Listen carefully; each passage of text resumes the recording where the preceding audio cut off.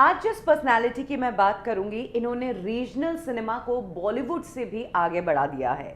आज की डेट में पूरे इंडिया में इनसे बड़ा फिल्म मेकर कोई नहीं है। इनकी फिल्में फैंटेसी वाली कहानियों पर बेस्ड होती है। यही कारण है कि इनकी फिल्में ना कॉपीड होती है और ना ही रीमेक होती है। इनकी फिल्में ओरिजिनल होती हैं।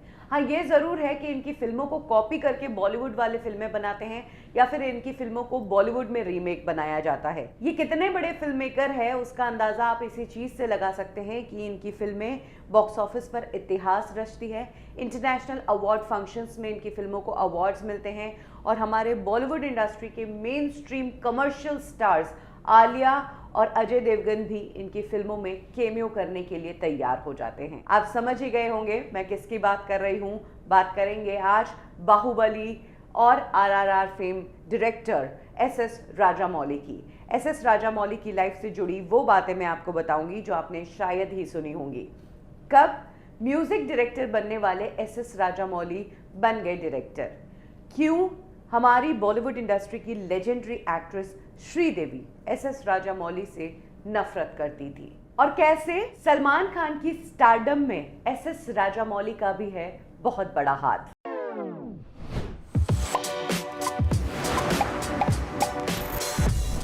एस राजामौली का जन्म एक रिच फैमिली में हुआ। जमींदारों की फैमिली से आते थे और जॉइंट फैमिली का हिस्सा थे। एस राजामौली के पिता के 7 भाई थे और 16 उनके कजिन्स थे। उन सभी के साथ आंध्र प्रदेश में वो पले बड़े हैं और वहीं से उन्होंने कॉलेज की पढ़ाई की है। इसके बाद धीरे धीरे फैमिली का पैसा खत्म होने लगा, फैमिली अलग होने लगी और एस राजामौली का परिवार आ बसा चेन्नई में। कम ही लोग जानते हैं कि एस राजामौली के पिता जो हैं वो बहुत बड़े लेखक हैं और उन्होंने अपनी कलम से इतिहास रचा है। एस राजामौली की जितनी भी फिल्में हैं उनकी ज़्यादातर फिल्मों में या तो उनके पिता ने पूरी कहानी लिखी है या फिर डायलॉग्स लिखे हैं या फिर किसी न किसी तरह से उनके पिता जो है उनकी फिल्मों से जुड़े रहे हैं। पिता बेहतरीन राइटर है। बाहुबली फिल्म कहो या हमारी बॉलीवुड इंडस्ट्री की बजरंगी भाईजान फिल्म कहो, वो इनके पिता ने ही लिखी है। इनके पिता का नाम है के.वी. विजेंद्र प्रसाद। जी हाँ, सलमान खान के करियर की सबसे फाइन, सबसे हिट फिल्म, और जिस फिल्म के लिए कहा जाता है कि इस फिल्म में सलमान ने दिल जीत लिया है एक्टिंग करके भी, वो फिल्म बजरंगी भाईजान ही कहलाती है। और सलमान के करियर की one of the highest crossing film है बजरंगी भाईजान। वो के.वी. विजेंद्र प्रसाद जो कि एस राजामौली के पिता है उन्होंने लिखी, और इसी तरह से एस राजामौली का कंट्रीब्यूशन है सलमान की स्टारडम में। पिता की तरह एस राजामौली आना तो फिल्म इंडस्ट्री में ही चाहते थे, लेकिन फिल्म मेकिंग में नहीं, वो तो म्यूजिक के फील्ड में आना चाहते थे। बट ऐसा होता है ना कि जब आपको म्यूजिक के फील्ड में जाना है तो आपको उसकी ट्रेनिंग बचपन से ही लेनी पड़ती है। एस राजामौली ट्रेनिंग तो ले नहीं रहे थे, बस सब तरफ अनाउंस कर रहे थे कि मैं तो म्यूजिक डायरेक्टर बनूंगा। एक दिन पिता ने क्लास ले ली और पूछा कि तुम्हारी क्या तैयारी है म्यूजिक के फील्ड में जाने के लिए। उस दिन एस राजामौली के पास कोई जवाब नहीं था और उसी दिन से उन्होंने अपना पैशन बदल दिया। अब म्यूजिक डायरेक्टर की जगह डायरेक्टर बनने की तैयारी कर ली।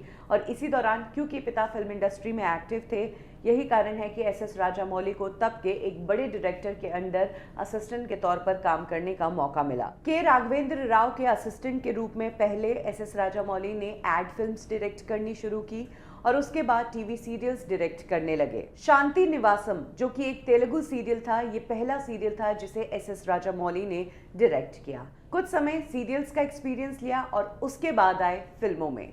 2001 में एस राजामौली ने फिल्म बनाई स्टूडेंट नंबर 1।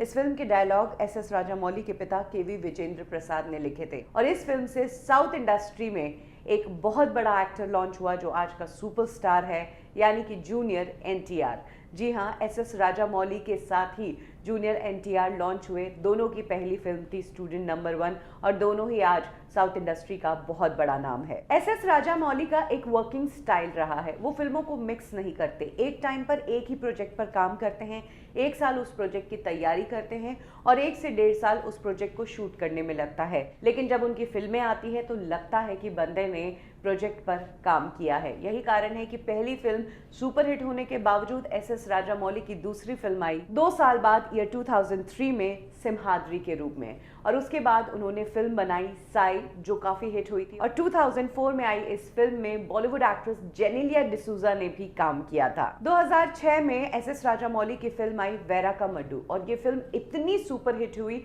इतनी कमर्शियली सक्सेसफुल हुई कि इस फिल्म को कई अलग लैंग्वेजेस में बनाया गया। 5 लैंग्वेजेस में इस फिल्म का रीमेक किया गया, जिसमें तेलुगु, कन्नड़ा, बंगाली, बांग्लादेशी और हिंदी भी शामिल है। हिंदी फिल्म की अगर बात करें तो अक्षय कुमार की राउडी राठौड़ जो है वो इसी फिल्म का रीमेक है। और 2010 में आई मर्यादा रमन्ना फिल्म का भी यही हाल हुआ।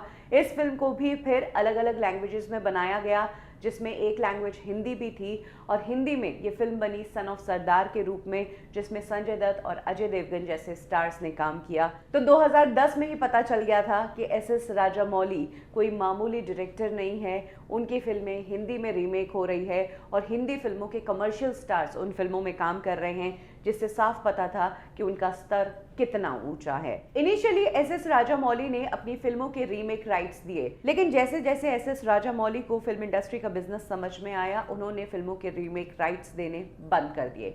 इसी दौरान एस.एस. राजामौली की एक बहुत बड़ी हिट फिल्म हुई, जिसे देश भर में ही नहीं बल्कि इंटरनेशनल स्तर के अवार्ड से सम्मानित किया गया।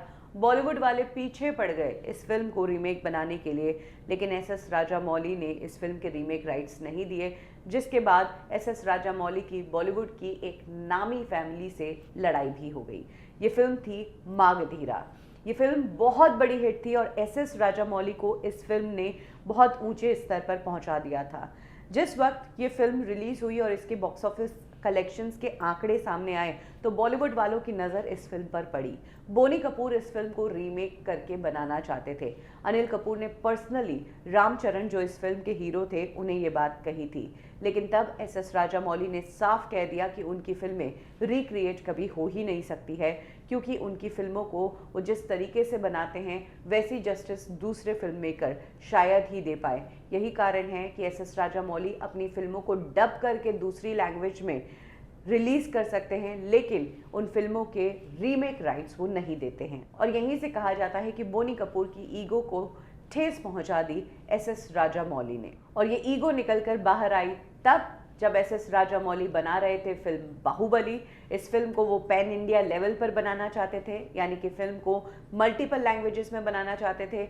और क्योंकि फिल्म हर तरह की ऑडियंस के लिए है, साउथ की ऑडियंस के लिए, नॉर्थ की ऑडियंस के लिए, इसीलिए कुछ एक्टर्स वो बॉलीवुड से भी लेना चाहते थे।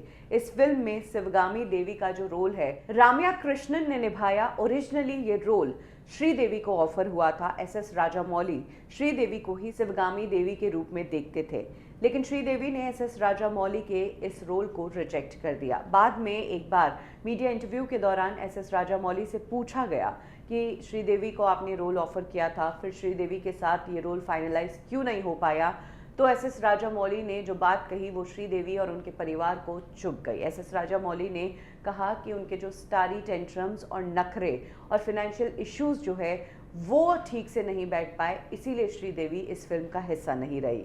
एस.एस. राजामौली के इन कमेंट्स से श्रीदेवी काफ़ी नाराज़ हुई थी, क्योंकि वो एक स्टार है, एक इमेज कैरी करती है, और उनको लेकर इस तरह की बात मीडिया में पहुंचाना अच्छी बात नहीं है। इनफैक्ट एक इंटरव्यू के दौरान श्रीदेवी ने अपनी नाराज़गी भी जाहिर की थी और कहा था, मैं विश्वास नहीं कर सकती कि एस.एस. राजामौली ने ऐसी बात कही। सबसे पहली बात तो मैं वैसी एक्टर ही नहीं हूँ जो ऐसे नखरे दिखाए, और दूसरी चीज़ ये पास्ट की बात है तो इसके बारे में हम अब क्यों बात करें। श्रीदेवी का ये स्टेटमेंट काफ़ी था बताने के लिए कि वो एस.एस. राजामौली की इन बातों से हर्ट हुई, जिसके बाद एस.एस. राजामौली ने श्रीदेवी से माफ़ी भी मांगी थी। उनका कहना था कि श्रीदेवी साउथ फिल्मों की फ्लैग बियरर है, जिन्होंने साउथ फिल्मों का नाम रोशन किया है, और उन्होंने कहा कि मुझे ऐसी बात एक पब्लिक प्लेटफॉर्म पर नहीं कहनी चाहिए थी। तो ये तो रही लड़ाई की बात, लेकिन जिस रोल को श्रीदेवी ने रिजेक्ट किया, उस रोल वाली वो फिल्म इतनी बड़ी बनी कि उसी फिल्म ने एस.एस. राजामौली को साउथ ही नहीं, बॉलीवुड ही नहीं, बल्कि पूरे इंडिया का सबसे बड़ा फिल्म मेकर बना दिया। ये फिल्म आज भी सेकेंड हाईएस्ट ग्रॉसिंग फिल्म है इंडियन हिस्ट्री की, और बाहुबली एक अलग ही ब्रांड बन गई है, और इसके बाद एस.एस. राजामौली का इस देश में कोई कंपटीशन ही नहीं रहा। उनकी फिल्मों को मैग्नम ओपस कहा जाने लगा। वो फैंटेसी फिल्में बनाते हैं। यही कारण है कि उनकी फिल्मों के बारे में ना पहले किसी ने सुना होता है ना देखा होता है, क्योंकि ये रीमेक नहीं होती है और ना ही अडेप्टेशन होती है।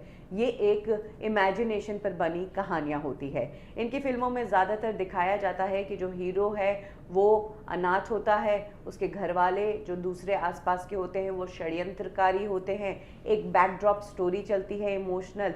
इस तरह का माहौल इनकी फिल्मों में रहता है और माइथोलॉजिकल टच भी इनकी फिल्मों का हिस्सा है। एस राजामौली साउथ इंडस्ट्री में इतने लंबे समय से काम कर रहे हैं, अलग अलग सुपरस्टार्स के साथ काम कर चुके हैं, लेकिन एक शख्स है जिसे वो अपनी हर फिल्म में लेते हैं। शायद वो उनके लिए लकी है। इसलिए उनका एक दोस्त है जो कि एक एक्टर भी है, राजीव कनकाला इनका नाम है, जो इनिशियली एस राजामौली की हर एक फिल्म में नजर आए थे और राजीव ने ही एस राजामौली को एक नाम दिया था जिस नाम से वो साउथ इंडस्ट्री में जाने जाते हैं। ये नाम था जक्काना, जो कि बहुत पुराने कॉइन्स पर एक इमेज बनती थी, उसे कहा जाता था और इसीलिए उनके दोस्त ने एस राजामौली का नाम जक्काना रखा। साउथ इंडस्ट्री में एस राजामौली जक्काना नाम से ही फेमस है।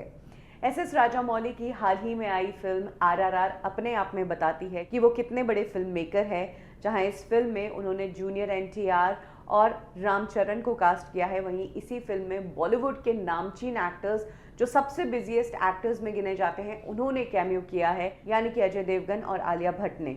ये बात अपने आप में बताने के लिए काफ़ी है कि एस राजामौली का स्तर इंडियन फिल्म इंडस्ट्री के लिए क्या है।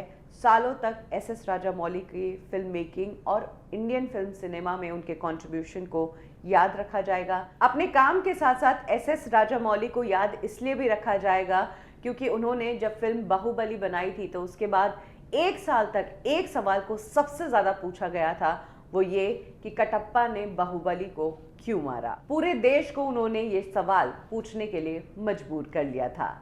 एस राजामौली की कौन सी फिल्म के आप फैन हैं, कमेंट सेक्शन में ज़रूर शेयर करें। कब की और कैसे में अभी के लिए बस इतना ही, फिर मिलेंगे एक और कहानी के साथ। तब तक के लिए लाइक करें हमारा फेसबुक पेज बॉलीवुड ठिकाना, फॉलो करें हमें इंस्टा पे और सब्सक्राइब करें हमारा यूट्यूब चैनल बॉलीवुड ठिकाना।